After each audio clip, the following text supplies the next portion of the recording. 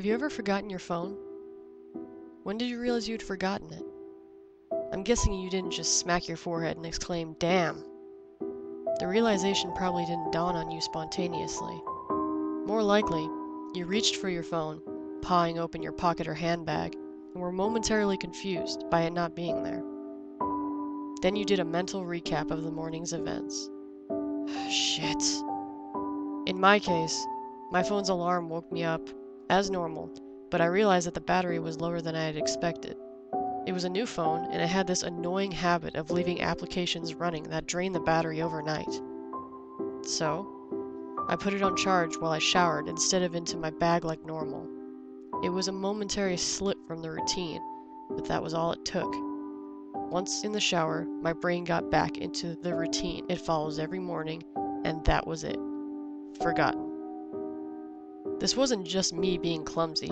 As I later researched, this is a recognized brain function. Your brain doesn't work on just one level, it works on many. Like when you're walking somewhere, you think about your destination and avoiding hazards, but you don't think about keeping your legs moving properly. If you did, the entire world would turn into one massive hilarious quaff cosplay. I wasn't thinking about regulating my breathing. I was thinking about whether I should grab a coffee on the drive to work. I did. I wasn't thinking about moving my breakfast through my intestines. I was wondering whether I'd finish on time to pick up my daughter Emily from the nursery after work or get stuck with another late fee. This is the thing. There's a level of your brain that just deals with routine, so that the rest of the brain can think about other things. Think about it. Think about your last commute. What do you actually remember? Probably little, if anything. Most common journeys blur into one, and recalling any one in particular is scientifically proven to be difficult. Do something often enough and it becomes routine. Keep doing it and it stops being processed by the thinking bit of the brain and gets regulated to the part of the brain dedicated to dealing with routine. Your brain keeps doing it, without you thinking about it. Soon, you think about your route to work as much as you do keeping your legs moving when you walk. Most people call it autopilot, but there's danger there. If you have a break in your routine, your ability to remember and account for the break is only as good as your ability to stop your brain going into the routine mode. My ability to remember my phone being on the counter is only as reliable as my ability to stop my brain entering morning routine mode, which would dictate that my phone is actually in my bag. But I didn't stop my brain from entering routine mode. I got into the shower as normal. Routine started. Exception forgotten. Autopilot engaged. My brain was back in the routine. I showered, I shaved. The radio forecasted amazing weather. I gave Emily her breakfast and loaded her into the car. She was so adorable this morning. She complained about the bad sun in the morning blinding her, said it stopped her from having a little sleep on the way to the nursery. And we left. That was the routine. It didn't matter that my phone was on the counter, charging silently. My brain was in the routine, and in the routine, my phone was in my bag. This is why I forgot my phone. Not clumsiness, not negligence, nothing more than my brain entering routine mode and overriding the exception. Autopilot engaged. I left for work. It's a sweltering hot day already. The bad sun had been burning since before my treacherously absent phone woke me. The steering wheel was burning hot to the touch when I sat down. I think I heard Emily shift over behind my driver's seat to get out of the glare. But I got to work, submitted the report, attended the morning meeting. It's not until I took a quick coffee break and reached for my phone that the illusion shattered. I did a mental restep. I remember the dying battery. I remember putting it on the charge. I remember leaving it there. My phone was on the counter. Autopilot disengaged. Again, there lies the danger.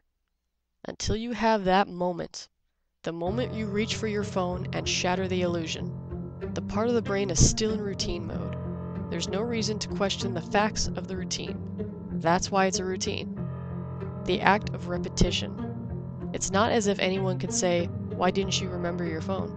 Didn't it occur to you? How could you forget? You must be negligent." This is to miss the point. My brain is telling me that routine has completed as normal, despite the fact that it hasn't.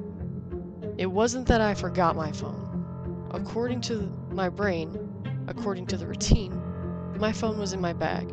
Why would I think to question it? Why would I check? Why would I suddenly remember out of nowhere that my phone was on the counter? My brain was wired into the routine, and the routine was that my phone was in my bag. The day continued to bake. The morning haze gave way to the relentless fever heat in the afternoon. Tarmac boiled. The direct beams of heat threatened to crack the pavement. People swapped coffees for iced smoothies. Jackets discarded. Sleeves rolled up. Ties loosened. Brows mopped. The parks slowly filled with sunbathers and barbecues. Window frames threatened to warp. The thermometer continued to swell.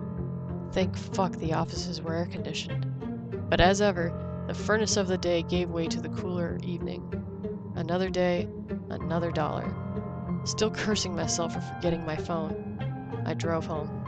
The day's heat had baked the inside of the car, releasing a horrible smell from somewhere. When I arrived in the driveway, the stones crunched comfortably under my tires. My wife greeted me at the door. "Where's Emily?" Ah, fuck. As if the phone wasn't bad enough. After everything, I'd left Emily at the fucking nursery after all. I immediately sped back to the nursery. I got to the door and started practicing my excuses, wondering vainly if I could charm my way out of the late fee. I saw a piece of paper stuck to the door. "Due to vandalism overnight, please use side door. Today only." Overnight? What? The door was fine this morning. I froze. My knees shook. Vandals. A change in the routine. My phone was on the counter. I hadn't been here this morning. My phone was on the counter. I'd driven past because I was drinking coffee. I'd not dropped off Emily. My phone was on the counter. She moved in her seat. I hadn't seen her in the mirror. My phone was on the counter. She'd fallen asleep out of the bad sun. She didn't speak when I drove past her nursery. My phone was on the counter. She changed the routine. My phone was on the counter. She changed the routine and I'd forgotten to drop her off. My phone was on the counter. 9 hours. That car. That baking sun. No air. No water. No power. No help. That heat. The steering wheel was too hot to touch. That smell. I walked to the car door. Numb. Shock. I opened the door. My phone was on the counter. And my daughter was dead. Autopilot disengaged.